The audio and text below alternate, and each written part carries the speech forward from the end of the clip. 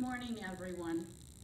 I began what would be a sporadic collegiate education in the fall semester of 1986.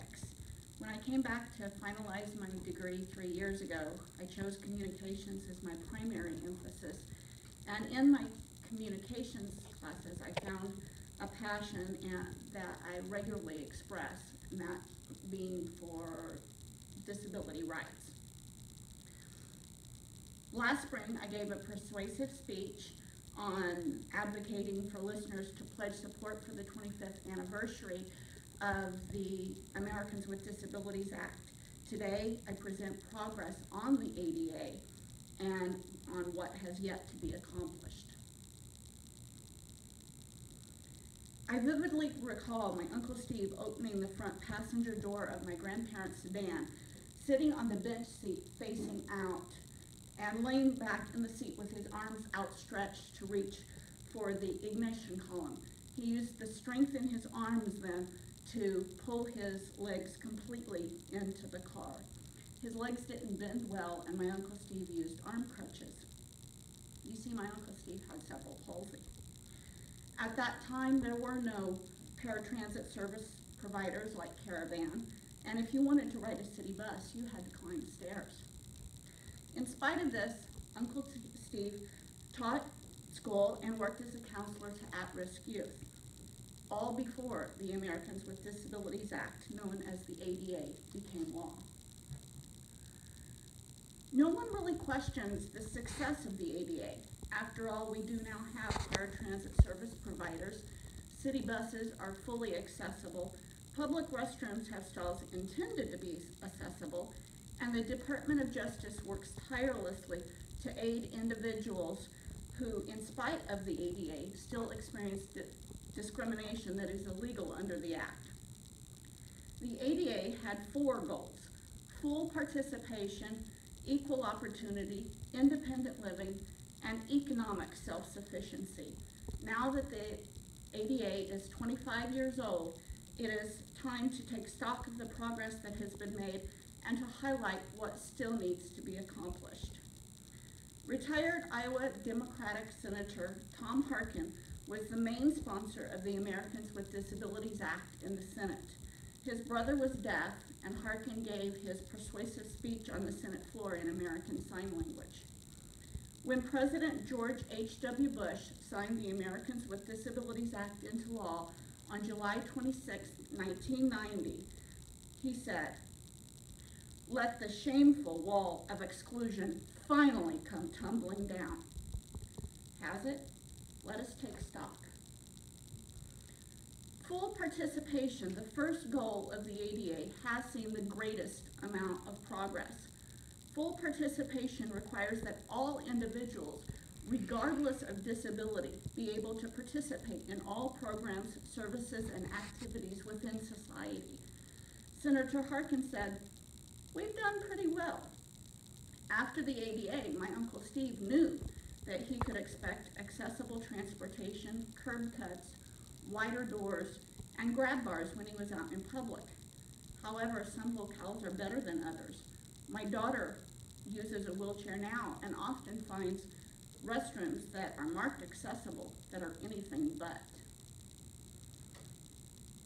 Not as much progress has been made on the second goal of the ADA, equal opportunity.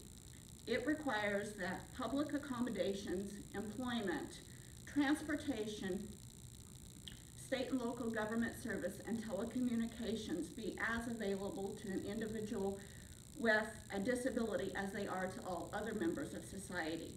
As Senator Harkin noted, better. We have a ways to go.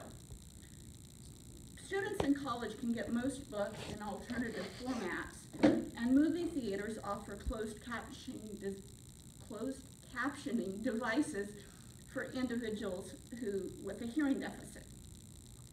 Barricades that prevent this goal from being fully realized are attitudes and lack of understanding. For example, my daughter and I went shopping at a large department store in a mall in Seattle. She got stuck in the women's clothing section because the clothing racks and tables were far too close for her to move between them. When one of the staff came over to assist us, the woman said, "That's why people like that should stay in the main aisles." Where is my daughter's equal opportunity to purchase clothing for herself in that statement? Some progress has been made toward the third goal of the ADA, independent living. Independent living strives for a society in which people with disabilities can live where they want and with whom they want. But here again, the barricades result from attitudes and, according to Harkin, Medicaid bias. In past generations, people with disabilities were kept out of sight and out of mind, condemning many times them to live in institutions. Today, with individuals with disabilities can live in their own residence and receive supportive staff, or they can live in a group home. The individual or the person authorized to direct their care can make the choice. However, even this can result in negative outcomes. When I worked as a certified nursing assistant at a nursing home in Evansville, Indiana, I cared for an elderly woman who had come into the facility to recover from a broken hip. She had lived in the community alone and broke her hip when she fell. To me, she seemed fully cognizant. She was functional in her recovery, and she was looking forward to going home. However, her children had the authority to direct her care, and they were concerned that should she go home and live alone again, she would fall, and so they refused to allow her to leave. When she realized that she would not be allowed to go home, I saw this woman draw into herself, decline, and ultimately starve herself to death. She obviously did not get to live independently in the manner she most desired. Ultimately, progress of the Americans with Disabilities Act, though, has to be judged on its fourth goal, economic self-sufficiency. Or, as Senator Harkin put it, jobs, jobs, jobs. Economic self-sufficiency is the ability to support yourself financially and the right to live out your American dream.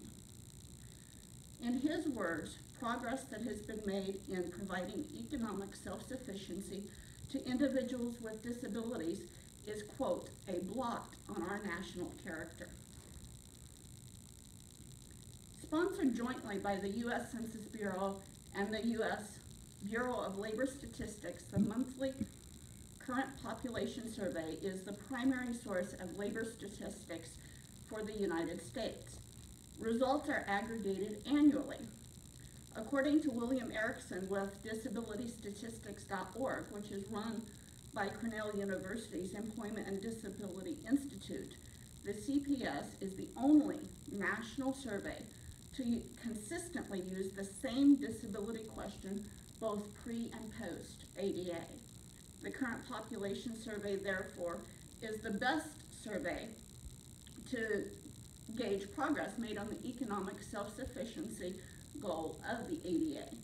The survey does not define disability per se, but it asks if the respondent or another member of the household has a health problem or a disability which prevents work or which limits the amount or kind of work done.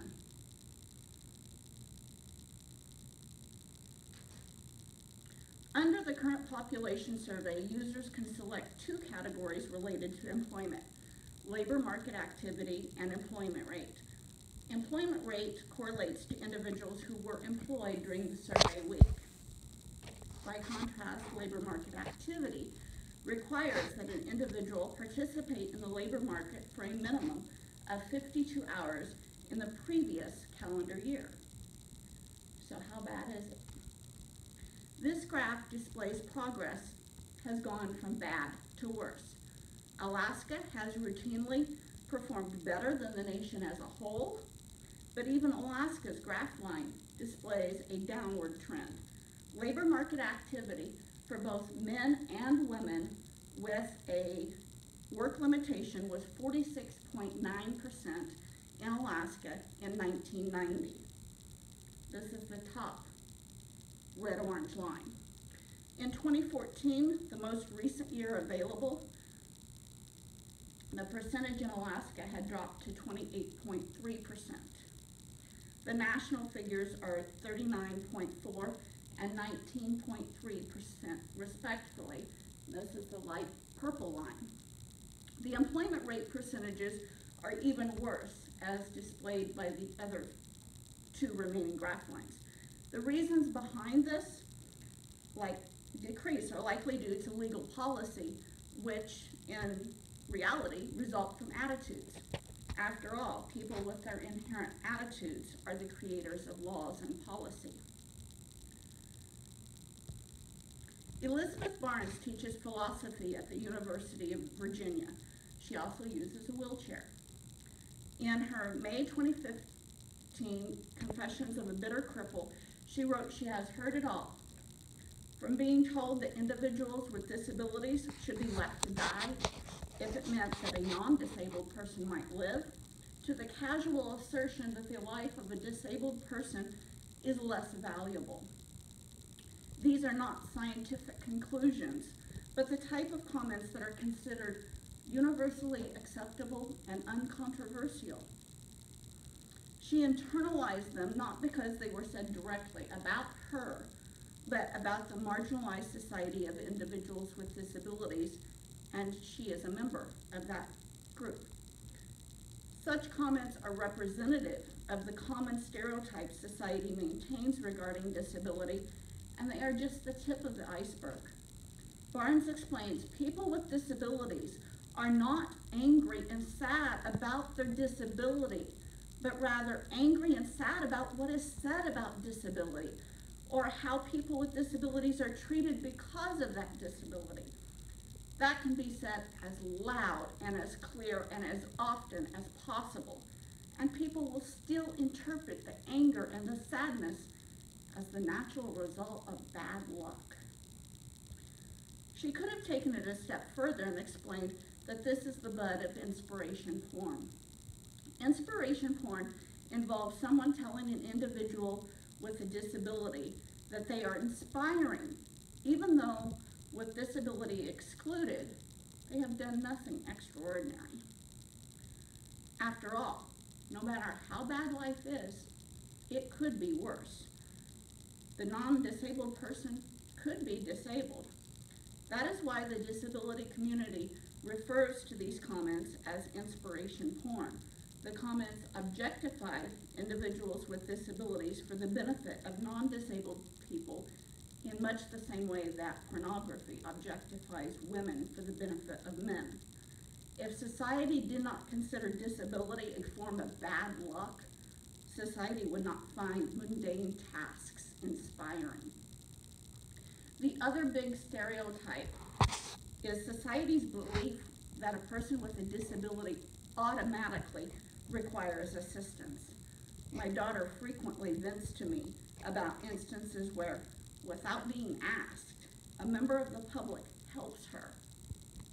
Yes, she uses a wheelchair, but that does not mean that she has to have assistance getting over a door jam, carrying a food tray, or even filling a cup with soda from a fountain dispenser. For the most part, if someone with a disability needs help, they will ask for it.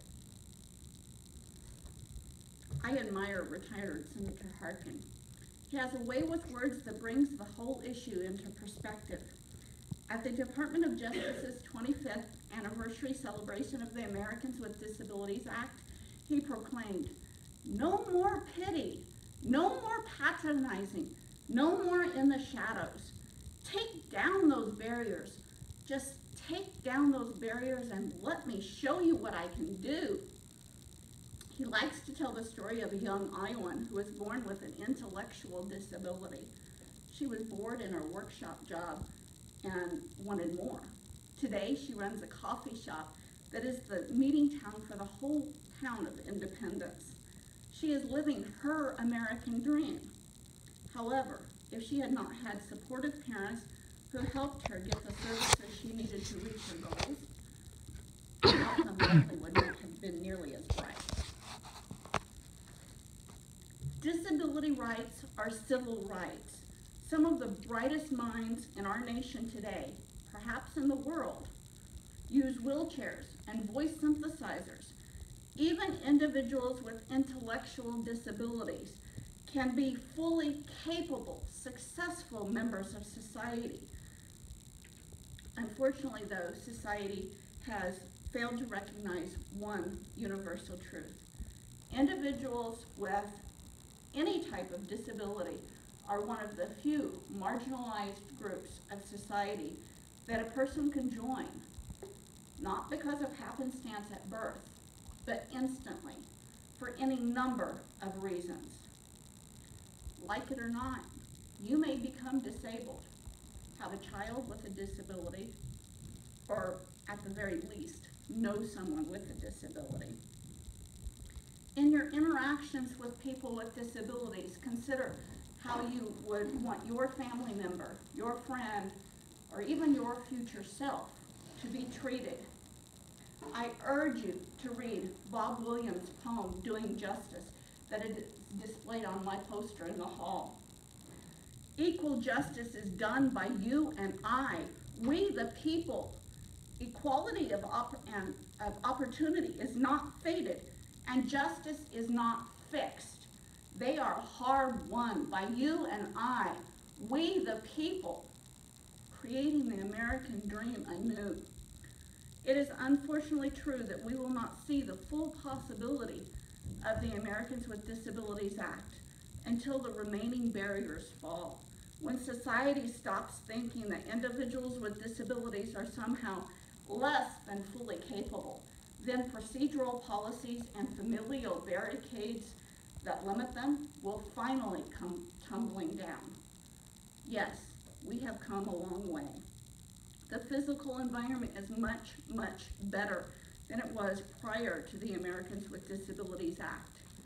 And as ADA sponsor Senator Harkin pointed out, that is as it should be.